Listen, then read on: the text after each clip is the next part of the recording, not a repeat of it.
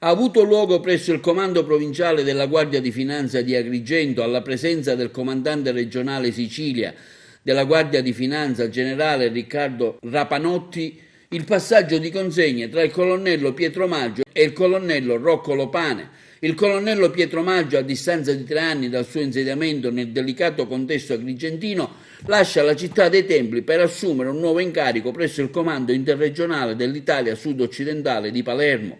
Al suo posto è giunto il colonnello Rocco Lopane. Il colonnello Maggio, prima di lasciare la sede di Agrigento, nel suo intervento ha espresso in primo luogo la propria gratitudine alla città che lo ha accolto e ospitato per un periodo non breve e intenso.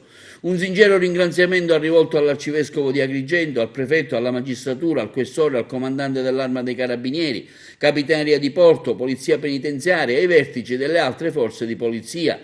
L'altro pensiero è stato rivolto alle istituzioni statali e regionali presenti sul territorio, al libero consorzio, ai sindaci, alle polizie locali. Il colonnello Maggio ha sottolineato che sono stati anni immensi.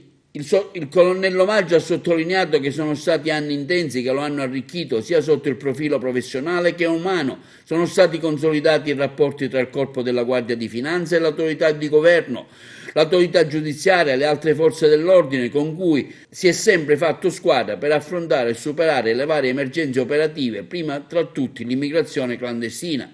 Una riflessione è stata rivolta anche alle attività investigative che hanno visto in questi 3 anni intensamente impegnati tutti i reparti del comando provinciale nei diversificati comparti operativi di specifica competenza del corpo.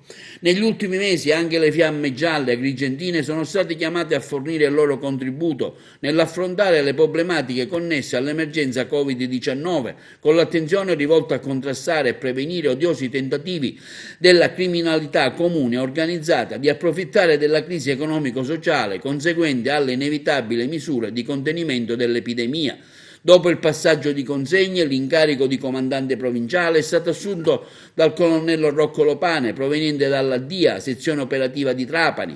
L'ufficiale, sposato con 3 figli, è originario della provincia di Bari, ha laureato in giurisprudenza alla Scienze della Sicurezza Economico-Finanziaria e annovera nel suo curriculum vari incarichi di comando presso vari reparti del corpo. Grazie a questi incarichi ha maturato una diversificata e articolata esperienza nei vari comparti del servizio del corpo, spaziando dalle indagini di natura economica finanziaria all'accertamento del danno erariale fino alla più articolate investigazioni in materia di criminalità organizzata.